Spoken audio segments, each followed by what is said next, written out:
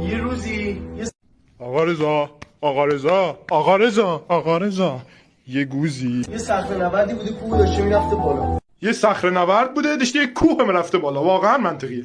دیگه به آخرای کوه میرسه، پاش سر بخوره میفته پایین. تو تفکراتی به چه نوک قله ای شکلیه که طرف اجور سر مخوره میفته پایین، ولی نوک قله واقعی ای شکلیه.